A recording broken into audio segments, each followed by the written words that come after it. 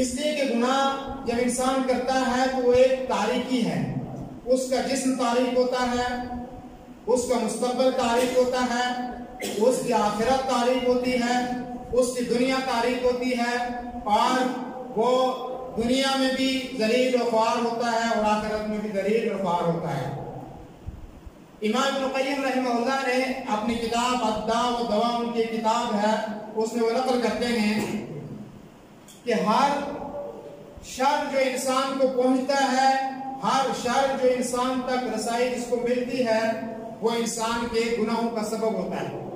گناہوں کے اسباب ہی کی وجہ سے انسان کو وہ شر پہنچتے ہیں۔ اور اسی طریقے سے آگے میں اس کی وضاحت کروں گا کہ خیر جن چیزوں سے رک جاتی ہے، وہ چیزیں جو ہماری طرف خیر کو نہیں آنے دیتی، ان میں بھی شاید گناہ جو ہیں وہ سب سے زیادہ حائل ہوتے ہیں۔ اگر آپ کو تھوڑا سا پیچھے لے جاؤں میں انبیاء علیہ السلام کے دور کی طرف، حضرت آدم علیہ السلام کو اللہ رب العالمین نے پیدا کیا، جنت کے اندر ان کو داخل کیا، ساری نعمتیں اللہ تبارک و تعالی نے انہیں دی، ہر نعمت سے ان کو مالا مال کیا، ساری چیزیں اللہ رب العالمین نے ان کے لیے پیدا کی اور ان کو اس نعمت والے باغ میں، اس جنت میں داخل کیا۔ لیکن اس نعمتوں سے کس نے باہر کیا؟ وہ نعمتیں کیوں ختم ہوئی؟ وہ نعمتوں کے ختم ہونے کے اسباب اور ذرائع کیا تھے کہ جنہوں نے اس جنت سے نکال کر حضرت آدم علیہ السلام کو اس دنیا کی تعریف زندگی کے اندر ڈال دیا، جہاں مشقت ہے، جہاں تکلیف ہے، جہاں پریشانیاں ہیں، جہاں رزق کے لیے آدمی کو دوڑ دھوپ کرنی پڑتی ہے، جہاں اس کا رات اور دن پریشانی کے اندر گزرتا ہے۔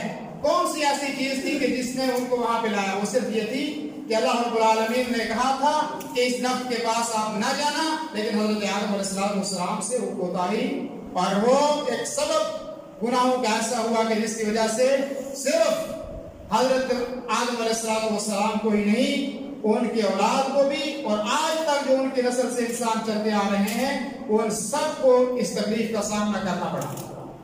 دوسری مثال آپ دیکھیے، قرآن کریم نے ابلیس کو ذلیل و خوار کیا۔ ابلیس اللہ کے قرب میں رہتا تھا، اللہ کی رحمتیں اس کو ملی ہوئی تھی، اس کو نعمتیں ملی ہوئی تھی، اس کی حسین صورت تھی، نورانی اس کا چہرہ تھا، ہر نعمت اس کے پاس تھی، اللہ کی رحمت ہر وقت اس کے اوپر تھی۔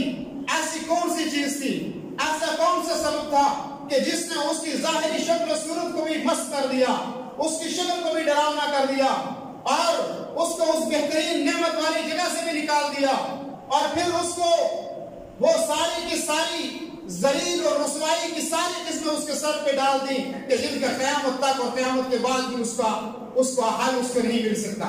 کون سی وہ چیز تھی؟ کون سا وہ سبب تھا؟ آگے چلتے ہیں، حضرت نوح علیہ السلام کو موٹی موٹی مثالیں کچھ آپ کو دیتا ہوں۔ نوح علیہ السلام کے زمانے میں کون سی وہ چیز تھی کہ جس نے حضرت نوح علیہ السلام سے ان کے بیٹے کو الگ کر دیا؟ کون سی وہ چیز تھی کہ جس نے حضرت نوح علیہ السلام کے اس دور میں سوائے کچھ انسانوں کے، سوائے کچھ مخلوق کے ساری کی ساری کو غرق کیا؟ اور پھر اسی لیے حضرت آدم علیہ السلام کو کہا کہ ابو البشر الثانی، کہ ان سے دوسری کائنات کا وجود ہوتا ہے آدم علیہ السلام کے بعد۔ کون سی وہ اسباب تھی، کون سی وہ چیزیں تھی کہ جس نے حضرت نوح علیہ السلام کے زمانے میں ان لوگوں کو عذاب میں گرفتار کیا؟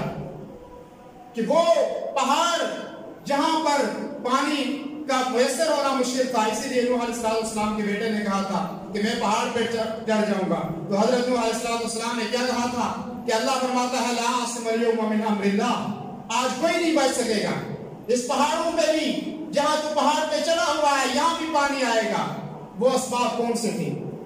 حضرت لوط علیہ السلام کے دور میں حضرت لوط علیہ السلام کی آبادی کو مفسرین نے لکھا ہے، اگرچہ اس روایت میں کچھ جو ہے وہ ضرور ہے، اللہ رب العالمین نے اس کو ان کے نیچے سے اٹھایا، اور پھر بعض روایتوں میں آتا ہے کہ روایتوں کی برابر تصدیق نہیں کی جا سکتی، لیکن آتا ہے کہ ان بستیوں کو اللہ اٹھا کے آسمانوں کے قریب لے گیا، اور پھر وہاں سے الٹا ان کو زمین کے اوپر پھینکا گیا۔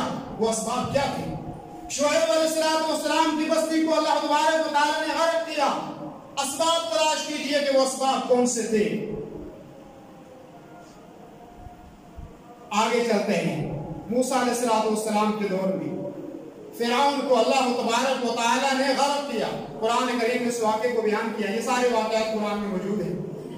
قارون کو اللہ تبارک و تعالیٰ نے زمین کے اندر دسایا. اہل مکہ کے مشرکین مکہ کو بدر کے اس گہرے کنویں کے اندر ڈالا گیا. یہ اسباب کون سے تھے کہ جنہوں نے ان کو آرام والی زندگی، وہ فرعون جو آپ نے آپ کو بادشاہ کہتا تھا، وہ قارون جو آپ نے آپ کو یہ کہتا تھا کہ میرے پاس مال کے سارے خزانے موجود ہیں. قرآن نے کہا ان کے لشکر کی چابی ایک لشکر لے کے چلتا تھا. وہ کیا اسباب ہوئے کہ یہ ساری نعمتیں چھن گئی؟ وہ اسباب صرف اور صرف ہیں الا وهو الذنوب والمعاصی. وہ تھے گناہ اور خطائیں کہ جنہوں نے ان کی ساری نعمتیں دنیا کے اندر چھین لی.